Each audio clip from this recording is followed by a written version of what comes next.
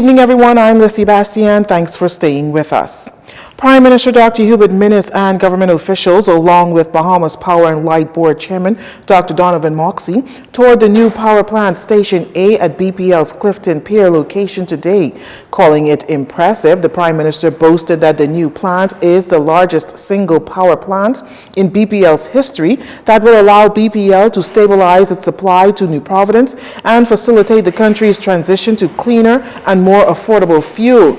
The new plant, which houses the Wärtsilä engines, means decades of clean, less costly, reliable power for New Providence, Dr. Minnis has promised. He says despite years of neglect by former administrations, his government has chosen to correct the wrongs of BPL. He says Station A is a major part of the reform of the corporation that will eventually lead to the lowering of costs for consumers. Dr. Minnis says not just residents will benefit, but businesses as well, assuring an acceleration of economic progress of the country as a result of the new plant. He added that his government is fixing the long-standing and vexing problems that should have been fixed years ago. Earlier in the month, BPL announced that a new 130-megawatt Wärtsilä plant at Clifton Pier Power Station was officially to come online. Dr. Moxey says everything being done at BPL is about righting the ship and fixing the historical problems that have plagued the utility company, adding that the problems cannot be resolved overnight, but today is a clear indicator that they are making very real progress that is going to positively impact the lives of BPL's customers. He added that he is proud of the team at BPL for their hard work. The plant is purported to increase the generation capacity on New Providence. It noted that the plant features 7 state-of-the-art Wärtsilä 50DF tri-fuel engines. In September 2018, 3 fires were extinguished from the Clifton Pier power plant, damaging BPL's generators. BPL said its board of directors made the decision to build the new plant at Station A as a result of the fires. BPL said working with Shell North America, it selected Wärtsilä to build that plant. The process of clearing out the decommissioned engines that had been in Station A began in November 2018. Cabinet Office responding to false reports circulating on social media regarding the lump sum payment to public servants. In a statement, Cabinet Office says they wish to advise the public that the notice circulating related to the lump sum payment of $1,400 due to public servants in December 2019 pay period is false and the notice should be disregarded.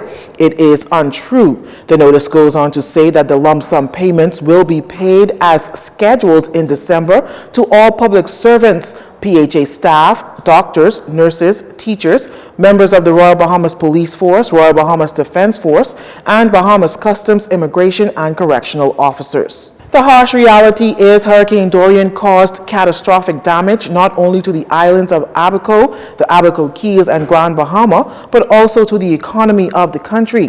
Capital projects that were in the works before the Category 5 monster storm hit northern Bahamas have now come to a point of having to be reassessed. And so it is for the rebuilding and revamping of the Mangrove Key Clinic, which seems to be at a continuous standstill. For years now, the clinic in Andros has been known to be a decaying building and one that many say or argue is not suitable for health care. Well, Health Minister Dr. Dwayne Sands, in giving an update on the status of the renovations for the clinic, says this. That we have to reassess all aspects of spending because of the tremendous impact. Depending on who you've heard, Dorian has impacted our economy in a massive way. The impact could be anywhere from $2.5 billion to $7 billion. It has impacted government revenue, and it is required that we spend huge additional sums of money. Dr. Sands says that there has been no definite decision on whether the work of this project will continue. As with any other capital work, there must be sufficient funds for completion. As for those rumors of doctors being let go, Dr. Sands reassured that that is not the case. That is that, we are not going to be terminating any doctors.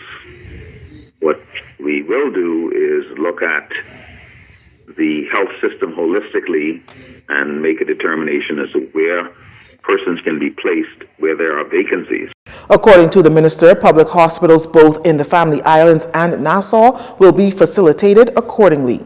A candlelight vigil set to take place in Nassau Village this coming Sunday to honor the lives of 3 women of the community who tragically lost their lives to violence. House Speaker and Member of Parliament for Nassau Village, Houston Moultrie, says his constituents are in mourning as they prepare for this holiday season and bemoaned the killing of the 3 area residents during the last sitting of the House of Assembly on Wednesday.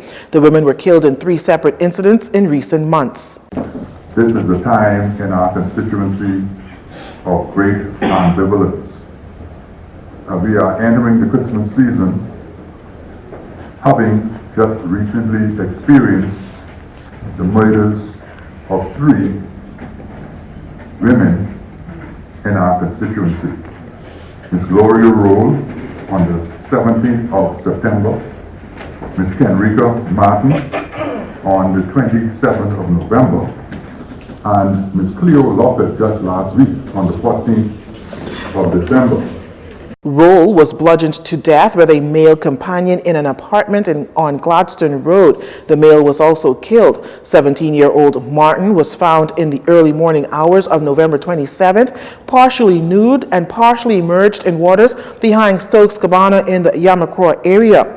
This past Saturday, Lockhart's lifeless body was found with injuries in bushes on a track road in Nassau Village. During the month of November to the 14th of December, the Ministry of Social Services Department of Gender and Family Affairs, in collaboration with the Zonta Club of the Bahamas and other NGOs, launched its annual Say No to Domestic Violence campaign, along with 16 days of activism dedicated to raising community awareness on violence against women and girls. The candlelight vigil this Sunday is being spearheaded by Mr. Moultrie and Candy Gibson, founder of Families of All Murdered Victims, or FOAM. The event will also hear from speakers such as Bishops Simeon Hall, Walter Hanschel, and Reverend C.B. Moss. The vigil will be held at 6 p.m. on Nassau Village Park. You're listening to JCN News. Stay with us. This segment of the news was brought to you by Alive.